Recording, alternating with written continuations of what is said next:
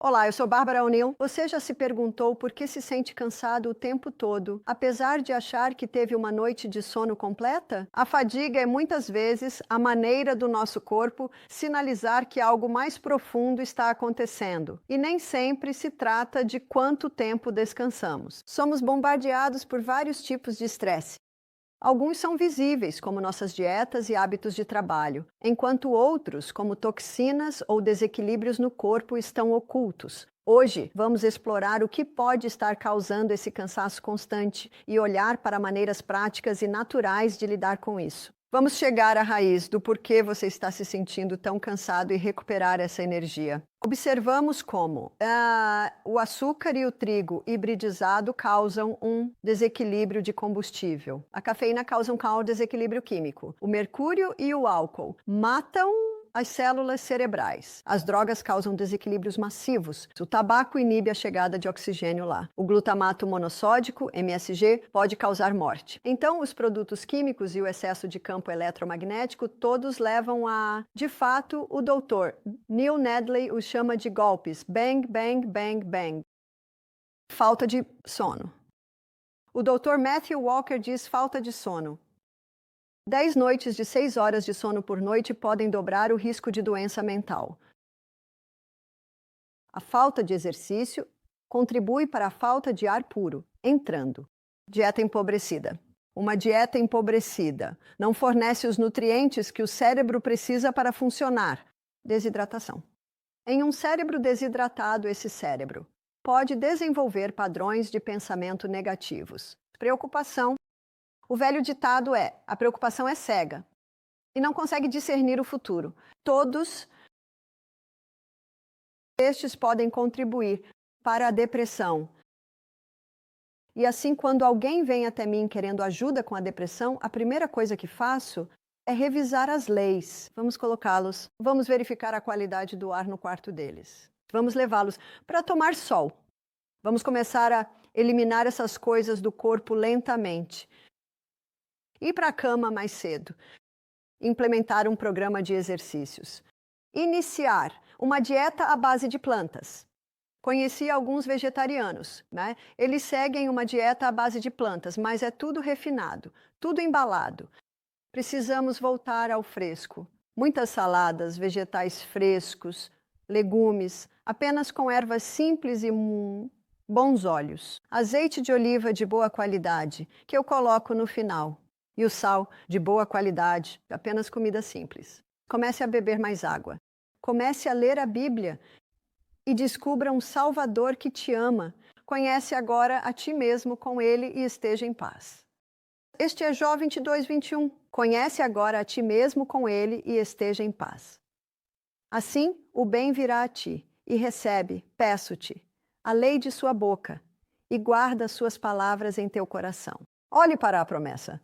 Então acumularás ouro como pó, e o ouro de Ofir como as pedras do ribeiro.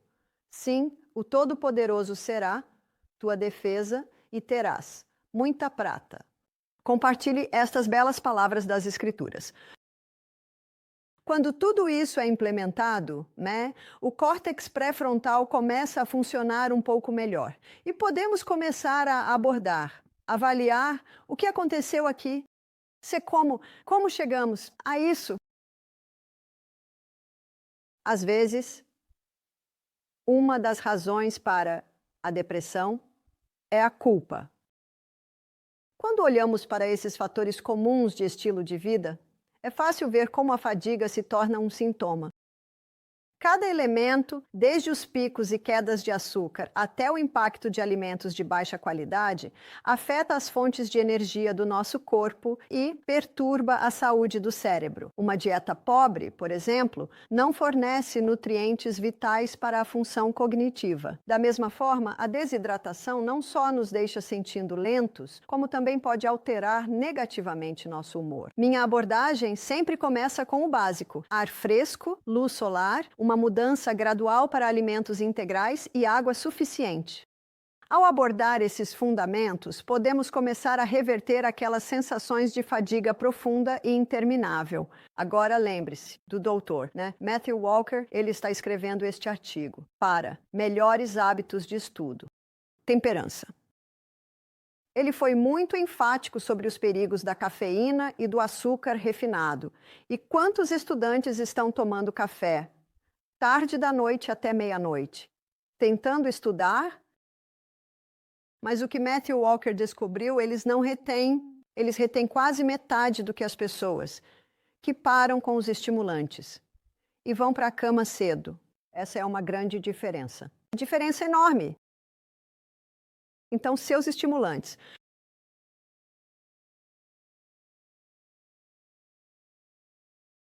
Vamos colocar um grande não aí. Sem estimulantes. E claro, 4. Isso é 8 horas de sono por noite. 8 horas, não negociável. Quando fiz 50 anos, descobri que comecei a dormir cerca de 6 horas por noite e me sentia bem. Eu costumava dizer às pessoas, desde que fiz 50 anos, eu não preciso de tanto sono. Uma vez que li este livro, muito rapidamente treinei-me de volta para 8 horas. Porque esse é o perigo das 6 horas, você se sente bem. Mas é uma grande ilusão. Porque todas essas coisas não estão acontecendo. O que o doutor Matthew Walker mostrou é que pessoas com Alzheimer, pequenas, placas amiloides, em todos os casos de Alzheimer, encontraram pequenas placas amiloides, que são como pequenos depósitos calcificados, se acumulando no córtex pré-frontal. Agora, quando alguém tem Alzheimer, como está a sua razão, intelecto e julgamento? Não está lá. Está? Não está lá. O que Matthew Walker descobriu é que, quando você dorme essas horas, seu sistema de limpeza impede o acúmulo das placas amiloides. E as pessoas que se gabam de dormir 5 horas por noite, vamos dar uma olhada em como estão seus últimos anos. E lembre-se, Deus nunca quis que ninguém tivesse Alzheimer. Ele quis que nossa mente ficasse mais brilhante e inteligente com a idade. Então, 8 horas não são negociáveis. Então, o próximo é o exercício. Se você quer dormir bem à noite, seja fisicamente ativo durante o dia. Se você não pode correr, experimente a bicicleta ergométrica. Experimente o trampolim. Experimente nadar. Mas algum tipo de exercício físico. Lembra-se de Eclesiastes? O sono do trabalhador é doce, porque esse homem está fisicamente exausto de seu exercício físico. E tantas pessoas hoje estão no computador. Elas não estão fazendo trabalho físico, estão fazendo trabalho mental. Sim, o cérebro precisa de descanso quando está trabalhando duro, mas ele precisa desse físico. Muitos convidados que participaram do nosso programa compram o pequeno trampolim. Sabe os pequenos trampolins? No escritório deles. E todos no escritório fazem 1 minuto a cada hora. 1 minuto a cada hora. Agora, você poderia até fazer isso se tivesse 60 pessoas no escritório. Não poderia? 60 minutos em 1 hora? 6, dieta adequada. Agora,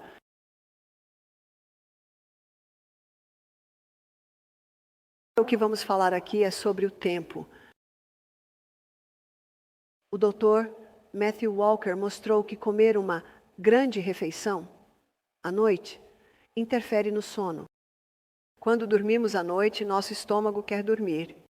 Mas quando comemos uma grande refeição à noite, então, quando vamos para a cama, geralmente ainda está tudo lá e seu corpo tem que continuar trabalhando. Tem que continuar trabalhando, caso contrário, naquele ambiente quente começaria a apodrecer, começaria a estragar. Então, comer o café da manhã como um rei, o almoço como uma rainha, e o chá ou jantar, como um pobre. Agora, se você tem jovens que estão trabalhando fisicamente duro o dia todo, a refeição da noite deles pode ser uma tigela de sopa grossa ou pode ser um smoothie. Mas para pessoas que não estão trabalhando fisicamente duro e especialmente pessoas tentando perder um pouco de peso, é melhor talvez tomar apenas o chá de ervas ou talvez apenas sopa leve. Você dormirá melhor se seu estômago também puder dormir. E número 7, hidratação. Perdemos água todas as noites. Não sei se você já dormiu em um colchão no chão e quando você acorda de manhã e levanta o colchão, percebe que está todo úmido? Porque perdemos umidade todas as noites. O momento mais desidratado de todo o dia é quando acordamos de manhã. Eu digo aos meus netos quando eles ficam: vocês já regaram o seu jardim? É o jardim deles lá embaixo. Às vezes eles saem e dizem: vovó, regamos nosso jardim. Eu digo: ótimo, está pronto para o café da manhã. Está pronto para o café da manhã. Eu tento sempre ter água ao lado da minha cama. Se eu acordo à noite, tomo alguns goles. Você simplesmente a tem sempre com você. Quando você está bem hidratado, dorme melhor. Agora eu bebo a maior parte da minha água, na parte mais cedo do dia.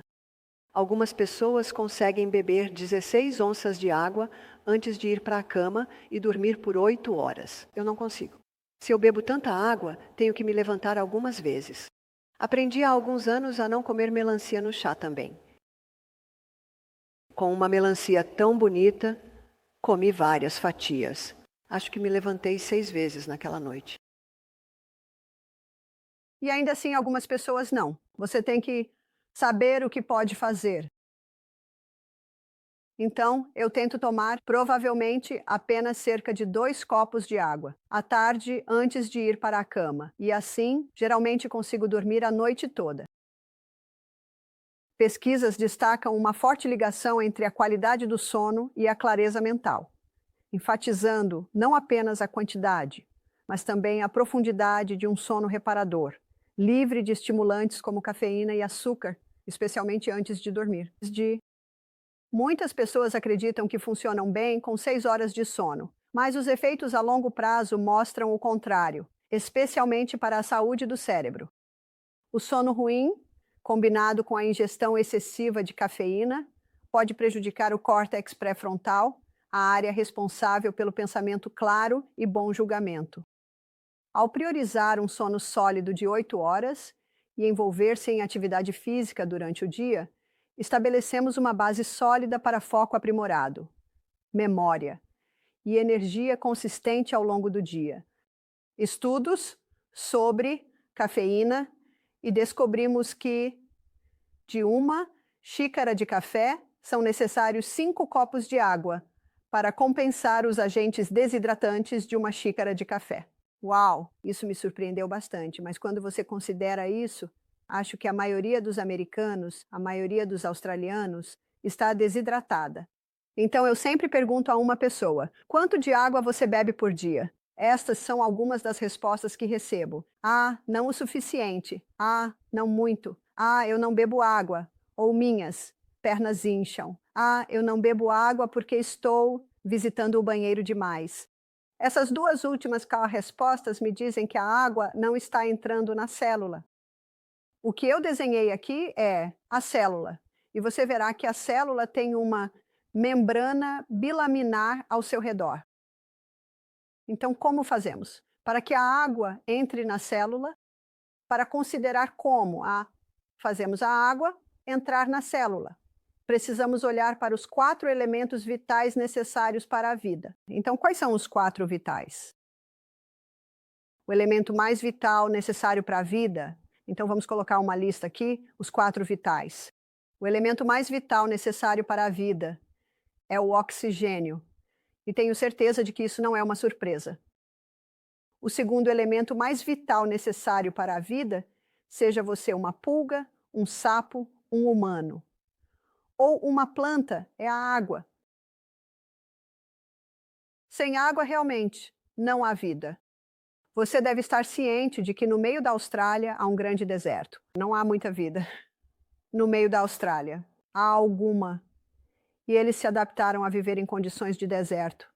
A maioria das pessoas que vivem na Austrália está vivendo ao redor da borda, e ao redor da borda há mais água.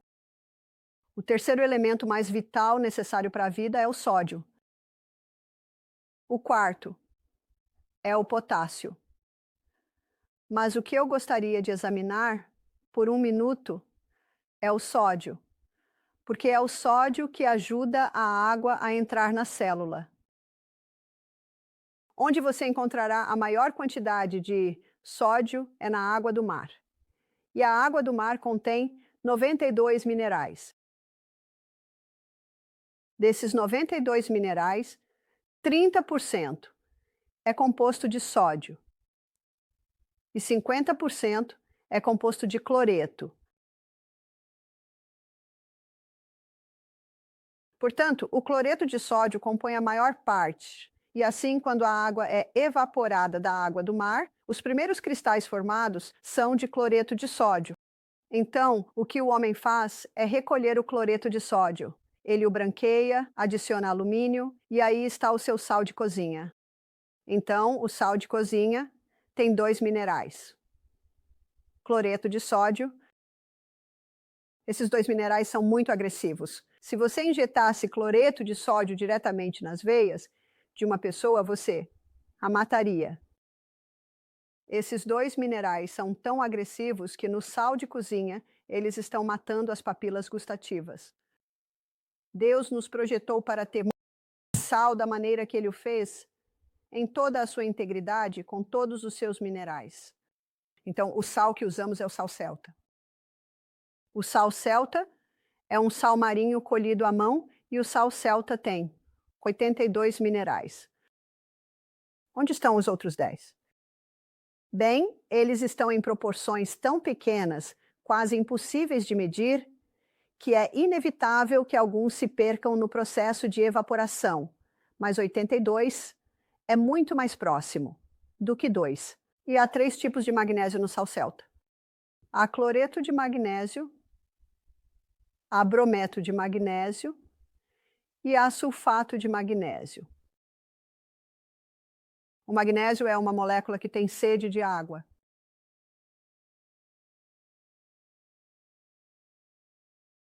E por que é uma molécula que tem sede de água? Ela absorve a umidade. É por isso que o sal celta é frequentemente um sal úmido. Uma senhora disse: "Eu não gosto de sal celta, é simplesmente muito úmido." Eu disse: "São os 3 magnésios.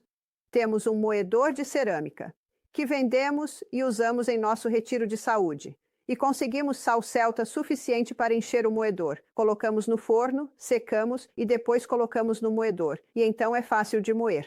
Mas se tivermos muita chuva, sabemos que aquele sal no moedor vai absorver a umidade e temos que esvaziá-lo e colocá-lo no forno novamente. É um sal muito úmido, por causa do magnésio nele."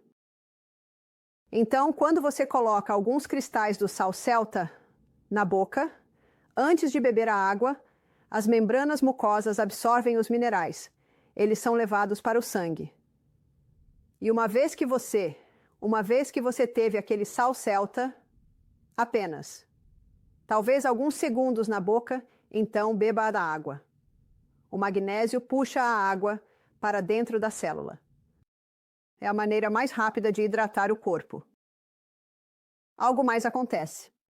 À medida que a água é puxada e entra na célula sob a ação do magnésio, há um pequeno motor dentro desta membrana ao redor da célula, e quando a água passa rapidamente, faz com que o motor comece a girar, e isso nos dá uma unidade de energia. Então, quando você estiver um pouco cansado, talvez no meio da manhã ou no meio da tarde, tome um pouco de sal celta, beba sua água e você sentirá um pequeno aumento de energia à medida que a água entra rapidamente na célula, fazendo com que aquele pequeno motor gire. Temos 100 trilhões de células no corpo. Então é útil conhecer esse processo. Então, quando a maioria das pessoas está saindo para talvez fumar um cigarro ou tomar uma xícara de café, você pode simplesmente tomar seu sal celta e aquele copo de água.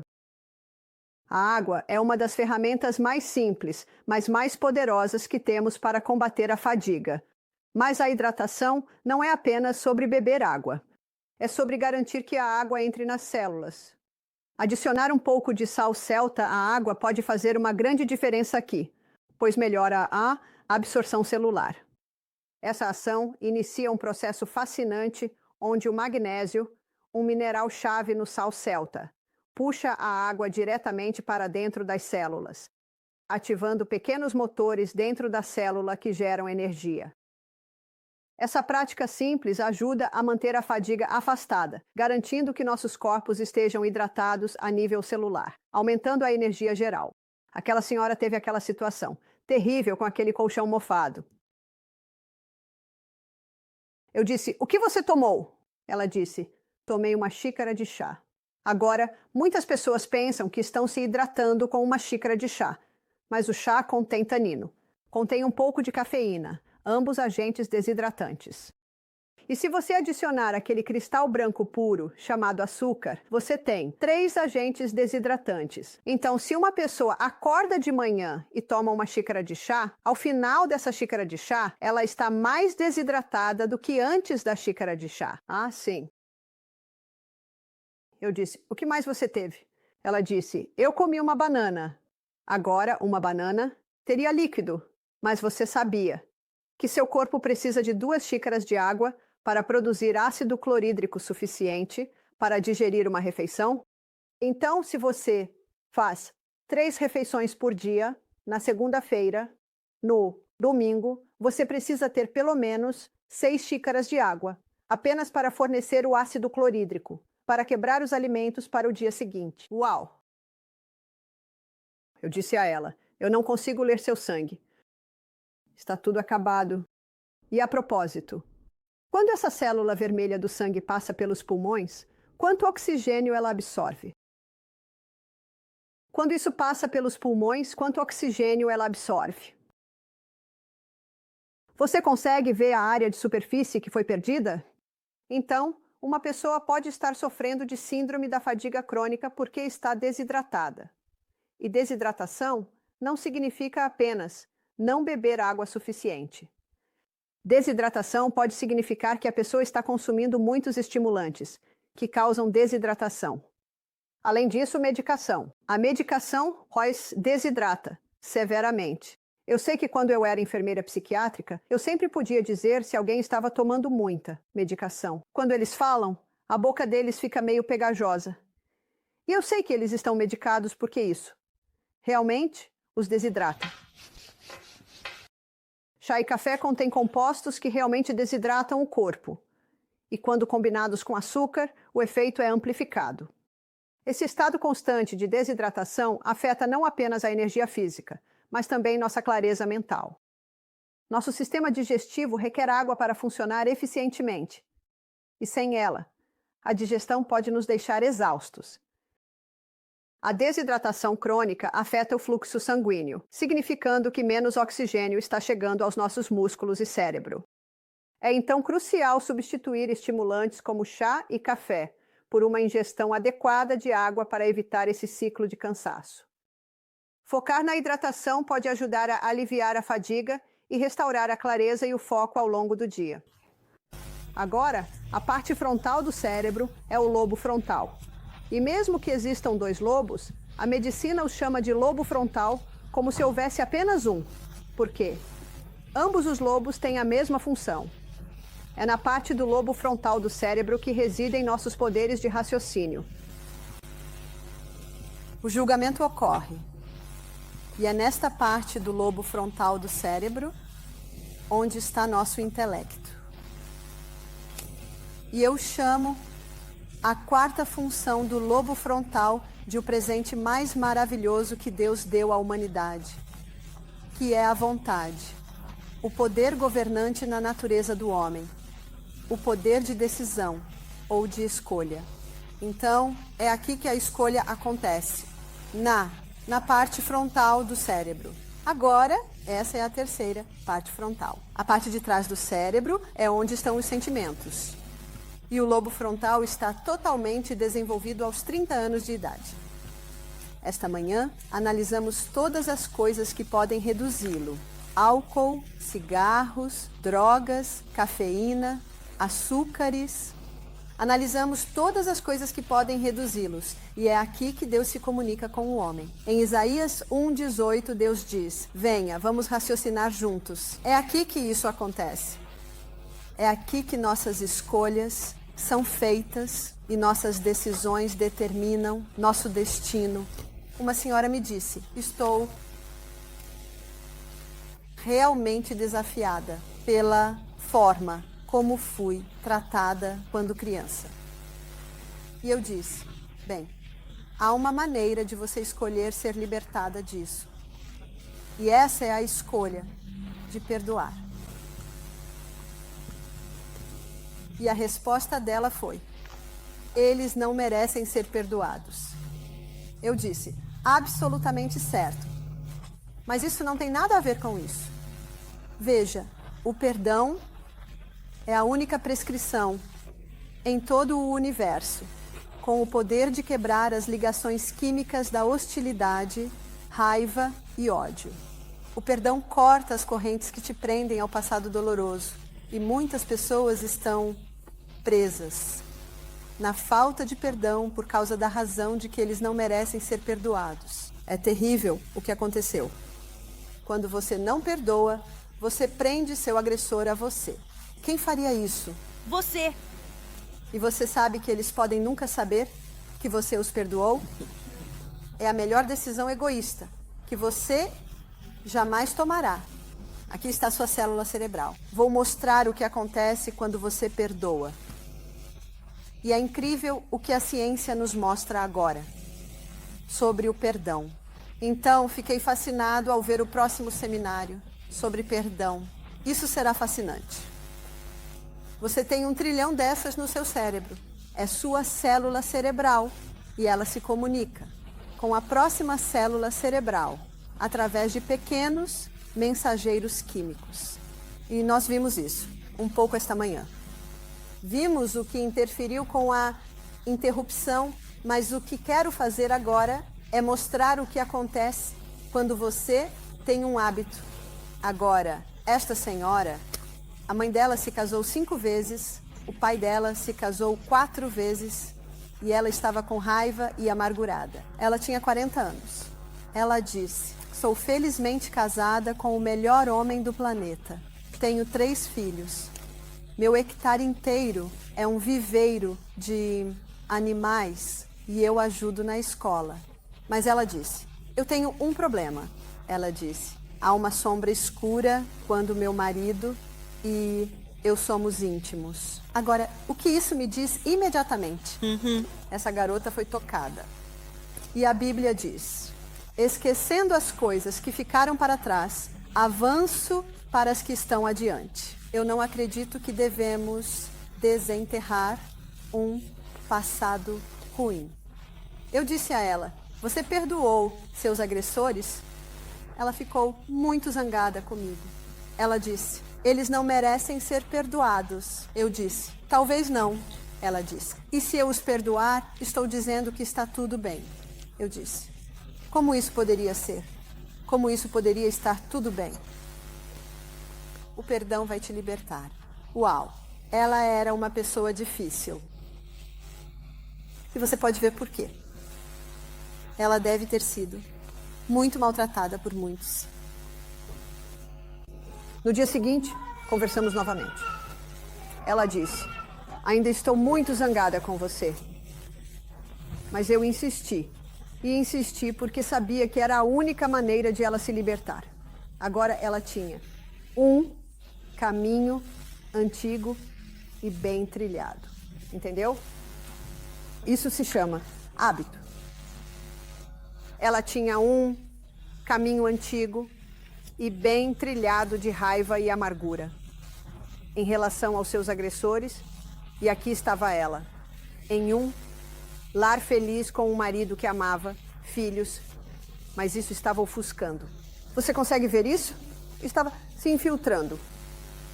Estava se infiltrando, e a própria coisa a qual ela se agarrava, na tentativa de punir ou corrigir, na verdade não estava corrigindo.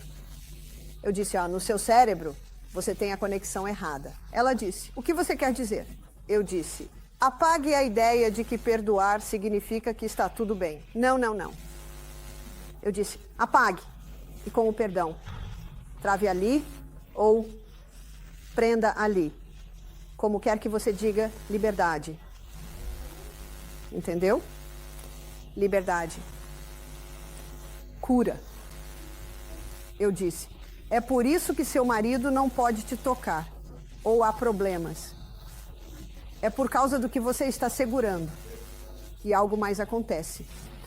Quando entretemos ou valorizamos a negatividade, o que ela estava fazendo, sem perceber o que isso estava fazendo com ela. Espinhos estavam crescendo. Estes são espinhos físicos que realmente crescem entre os dendritos. A doutora Caroline Leaf, em seu livro Quem Desligou Meu Cérebro, ela aborda isso em detalhes. Espinhos são como doenças somáticas. Note o que eu disse, quando você valoriza ou entretém. Veja, quando um pensamento negativo entra, é como uma brisa, passando pelas ramificações de nossas árvores.